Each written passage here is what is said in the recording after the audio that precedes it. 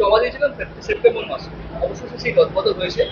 দেখা যাচ্ছে দুটো সিগনিফিকেন্ট বিষয়। একটা হচ্ছে বীরভূমে অনুব্রত মণ্ডলকে সভাপতি পদ থেকে সরিয়ে দিয়ে কোর কমিটিতে ঢোকানো হয়েছে, এবং উত্তর কলকাতা সুদীপ বন্দ্যোপাধ্যায়কে সেম সভাপতি পদ থেকে সরিয়ে দিয়ে আপনার একটা কোর কমিটি গঠন করে দেওয়া হচ্ছে। একটা দলের সিদ্ধান্ত, রদবদল এখন জেলা স্তরে হয়েছে। পরবর্তীকালে এগুলো ব্লক স্তর থেকে শুরু করে টাউন স্তরে আমরা পর্যালোচনা করে, দলের মধ্যে আলোচনা করে, সবার সাথে কথা বলে, জেলা স্তর থেকে শুরু করে ব্লক স্তর সবার সাজেশন নিয়ে এগুলো পরবর্তীকালে আমরা করব। এবং যেখানেই যা চেঞ্জ হয়েছে পুরোটা দলের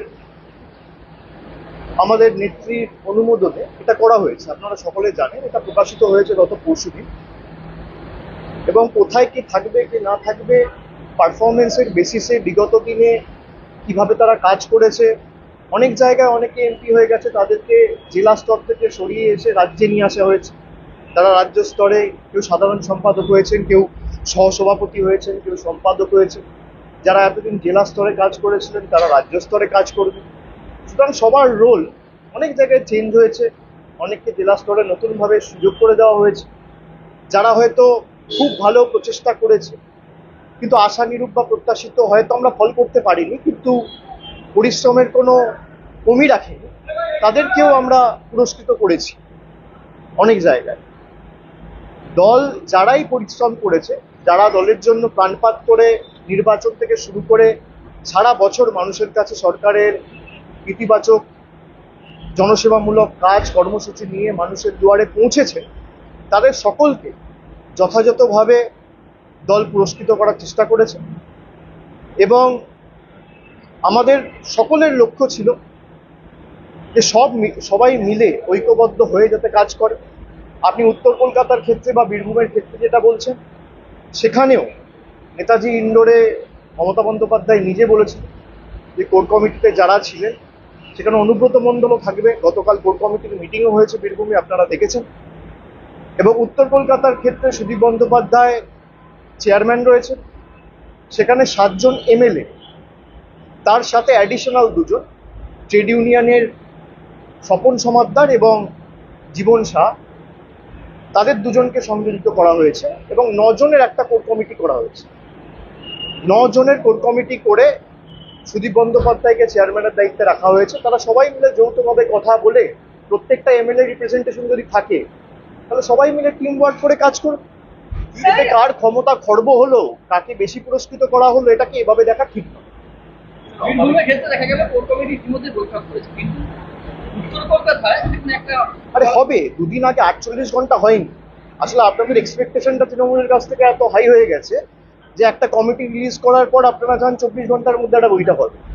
এবার কেউ কোন প্রান্তে রয়েছে, কেউ রয়েছে কলকাতায়, কেউ রয়েছে কোনো জেলায়, কেউ গেছে কোনো তীর্থস্থান ভ্রমণে, সবাইকে তো এক ছাদের তলায় আসতে 2 দিন টাইম লাগে।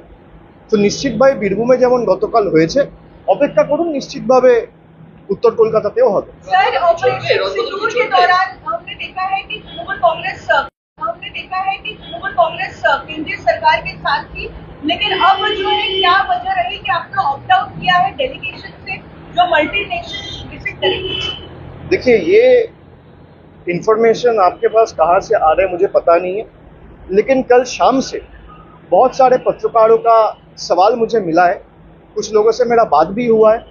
मैं आपको ये साफ साफ कह देता हूँ, and we have stated this multiple times, I am reiterating it again, that whatever decision the union government takes which aims at combating and curbing terrorism, number 2, safeguarding the sovereignty of the nation, and number 3, to protect the national interest of the country, we as a party, Trinamool Congress, will stand with the center shoulder to shoulder.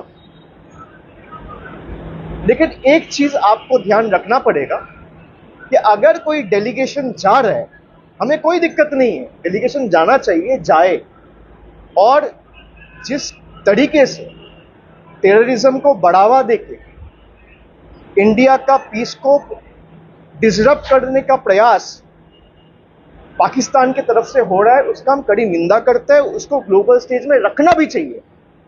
लेकिन मेरा party से कौन जाएगा, ये decision party का है। आज मैं दिल्ली जा रहा हूँ, एक्सटर्नल अफेयर्स का स्टैंडिंग कमेटी का मीटिंग है, मुझे उस कमेटी में नॉमिनेट किया पार्टी ने। सेंटर और the union government cannot decide unilaterally who will represent from which party. The BJP is at the helm. They are responsible for running the country. They are running the union government. They can decide on their part कि BJP से कौन जाएगा। अब मान लीजिए कांग्रेस से कौन जाएगा, तृणमूल से कौन जाएगा, डीएमके से कौन जाएगा, आम आदमी पार्टी से कौन जाएगा, समाजवादी पार्टी से कौन जाएगा, ये बीजेपी तय नहीं कर सकती। This has to be decided by the respective party leadership. आप एक मेंबर को मांग रहे हैं डेलीगेशन के लिए, हम 5 दे देंगे, but the centre also needs to show its good intent and call for a wider deliberation with all parties in the opposition कि हम एक डेलीगेशन भेजना चाहते हैं। वो 7 मेंबर डेलीगेशन हो सकता है, वो 8 मेंबर डेलीगेशन हो सकता है, वो 10 मेंबर डेलीगेशन हो सकता है, और आप अपना पार्टी से 4 आदमी को नॉमिनेट कर दीजिए कि 2 आदमी को नॉमिनेट कर दीजिए, हम कर देंगे। लेकिन तृणमूल से कौन जाएगा ये बीजेपी का लोग कैसे तय करेगा? तृणमूल से कौन जाएगा ये यूनियन गवर्नमेंट कैसे तय करेगा? They are elected on Trinamool symbol. हम तो कह रहे हैं कि इसका ग्लोबल स्टेज पे होना ही चाहिए। I have also tweeted about this that the world needs to come together and fight collectively against terrorism and join hands against Pakistan. I have tweeted this, it's in public domain.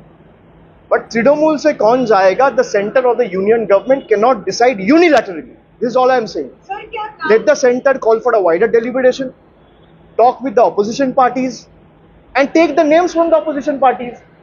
भाई तृणमूल से अगर party leadership को लगा कि मुझे यहाँ से 3 लोगों को भेजना चाहिए जो इस मुद्दे पे अच्छा बोल सकता है, अच्छा कह सकता है, जो पार्टी का स्टैंड, देश का स्टैंड को ठीक तरीके से ग्लोबल स्टेज पे प्रेजेंट कर सकता है, एस्टैब्लिश कर सकता है, उसी को पार्टी भेजेगा।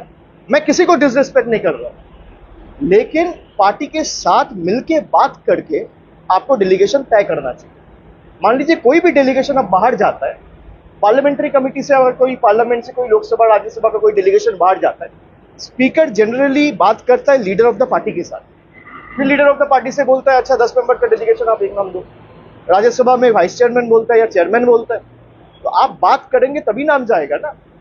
बीजेपी के लोग कैसे तय करेंगे कि तृणमूल से कौन जाएगा? हम लोगों का वोट से प्यार से चुन के आए, we are answerable to the people of the country, not to a political party. तो इसको आप लोग इस तरीके से प्रेजेंट ना करें कि तृणमूल ने बॉयकॉट किया ऑपरेशन सिंदूर। हम कहीं बॉयकॉट नहीं कर रहे हैं। I am putting this on record. Trinamool is the only party जिसने इसको पॉलिटिसाइज नहीं किया। The ruling dispensation, including a few party in the opposition, also has tried to politicize it. I condemn it. भाई जहां देश की बात हो वो पॉलिटिक्स की जगह ही नहीं है, ये साफ साफ हम कह रहे हैं। And our chairperson has stated this time and again. প্রসেনদা, চাকরিহারা শিক্ষকরা যাতে চাকরি ফিরে পান, রাজ্য সরকার সুপ্রিম কোর্টে রিভিউ পিটিশন দিয়েছে। তা সত্ত্বেও দেখা যাচ্ছে বিকাশ ভবনের বাইরে রোজ আন্দোলন, অন্যান্য সরকারি কর্মচারীদের আটকে দেওয়া। আমি একটা কথা বলি, গণতান্ত্রিক দেশে গণতান্ত্রিকভাবে আন্দোলন করা, প্রতিবাদ করা বা কোনো রকমভাবে প্রতিবাদ প্রদর্শন করার অধিকার সবার আছে। আর বাংলা বলে নয়, ভারতের যত রাজ্য আছে, ভারতের প্রত্যেকটা জায়গায় এই অধিকার রয়েছে। কিন্তু আমি কোনোভাবে তাদের আন্দোলনকে ছোট করব না, সে ধৃষ্টতা আমার নেই। আমি কোনোভাবে চাই না এই আন্দোলনকে রাজনৈতিক রঙে রাঙানো হোক।